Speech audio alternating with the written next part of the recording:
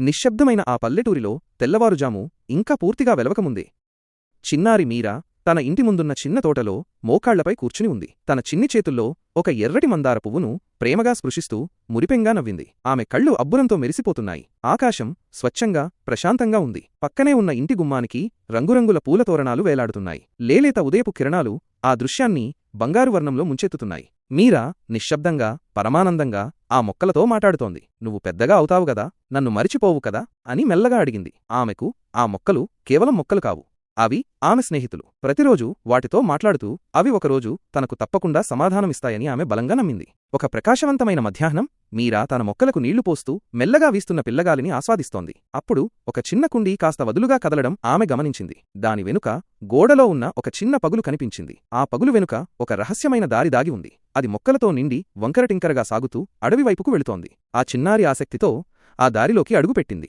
ఆ దారి చెట్ల మధ్యలో నుండి మెలికలు తిరుగుతూ పచ్చని ఆకుల నీడలగుండా ఆమెను అడవి లోపలికి తీసుకువెళ్ళింది. పక్షులు ఆమె తలపై ఎగురుతున్నాయి. రంగురంగుల సీతాకోకచిలుకలు ఆమె చుట్టూ తిరుగుతున్నాయి. సూర్యకాంతి అడవి నేలపై బంగారు చుక్కల్లా మెరిసిపోతోంది. ఆ దారి చివరికి ఒక పెద్ద పురాతనమైన చింతచెట్టు కనిపించింది. దాని వేళ్లు భూమిని గట్టిగా పట్టుకున్న పాముల్లా ఉన్నాయి. దాని బెరడు బూడిద రంగులో ఎన్నో ఏళ్లనాటి గుర్తులను కలిగి ఉంది. ఒకవైపు ప్రకాశవంతమైన కాంతి, మరోవైపు దట్టమైన నీడ ఆ చెట్టు చుట్టూ ఒక మాయా ప్రపంచం అలుముకుంది. మీరా నెమ్మదిగా ఆ చెట్టు దగ్గరికి వెళ్ళింది. ఒక్క క్షణం గాలి కూడా కదలలేదు. ఆమె తన చిన్న చేతిని ఆ చెట్టుపై ఉంచగానే ఒక వెచ్చని స్పర్శ ఆమె చేతిని తాకింది. ఆ చెట్టుపై నుండి మెరిసే బంగారు రంగు అంచులతో ఒక పచ్చని ఆకు నెమ్మదిగా కిందకు దిగి మీరా అరచేతిలో వాలింది. నీ దయను అడవి గుర్తుంచుకుంది అన్నట్లుగా ఆకుల మధ్య నుండి ఒక మెల్లని శబ్దం వినిపించింది. వసంతం నిద్రపోతోంది, నువ్వు దాన్ని మేల్కొల్పుతావా? మీరా భయపడలేదు, తల ఊపింది. ఆ ఆకును తన చేతిలో పట్టుకుని వంకరగా సాగుతున్న అడవి దారిలో ముందుకు నడిచింది. ఆమె నడుస్తుండగా చెట్లు మెల్లగా దారి ఇస్తున్నట్లుగా అనిపించింది. అడవి ఒక జీవం ఉన్న ప్రాణిలా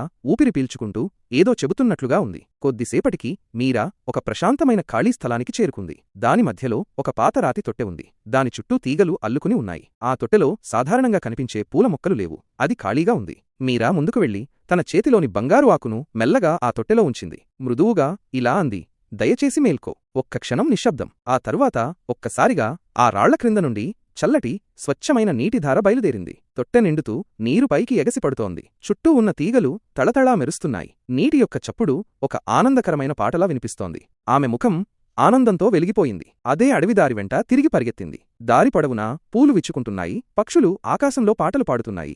సీతాకోకచిలుకలు ఆమె చుట్టూ తిరుగుతున్నాయి. ఆ రోజు సాయంత్రం ఒక మాయాజాలంతో నిండిపోయింది. ఆమె తిరిగి తన ఇంటి తోట దగ్గరికి వచ్చింది. మళ్లీ మోకాళ్లపై కూర్చుని తన మొక్కలను ప్రేమగా తాకింది. ఆకాశం ఇంకా నీలంగానే ఉంది. ఉదయపు కాంతి ఇప్పుడు సాయంత్రపు సున్నితమైన వెలుగుగా మారింది. ఆమె చిన్నారి చేతుల మధ్య జీవితం నవ్వుతోంది.